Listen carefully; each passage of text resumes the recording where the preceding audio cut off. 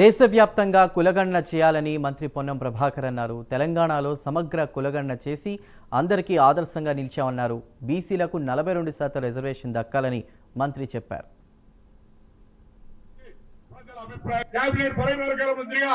ఎప్పటికప్పుడు chief secretary స్థాయి నుంచి 1,00,000 మంది ఉద్యోగం పెట్టి కుల సర్వే జరిగిన తర్వాత వచ్చినటువంటి స్వచ్ఛమైనటువంటి ప్రజల అభిప్రాయం మేరకు నివేదిక ఇది.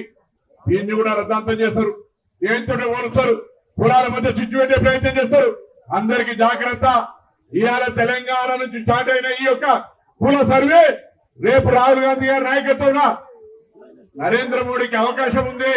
చేస్తే మంచిదే, చేయకపోతే రేపు రాహుల్ గాంధీ గారి నాయకత్వంలో ఈ దేశంలో కుల గణన జరిగి తీరుతుందని జాతీయ జనగణన కలిగెత్తికాయించే అని లోక్సభలో క్యాండర్ ఇచ్చినటువంటి రాహుల్ గాంధీ గారి నాయకత్వంలో జరుగుతుందనే మాట మనం చేస్తూ తప్పకుండా అందరం కూడా ఇతర సురేఖ గారు చెప్పినట్టుగా ఐక్యంగా ఈ సాధించుకునే వరకు చిరంజీవి గారు చెప్పినట్టుగా అదే స్వప్నాన్ని గాని ఇతర అంశాలన్నీ కూడా తప్పకుండా గౌరవ ముఖ్యమంత్రి గారు కేబినెట్ అంతా కూడా సానుకూలంగా ఉంటుంది.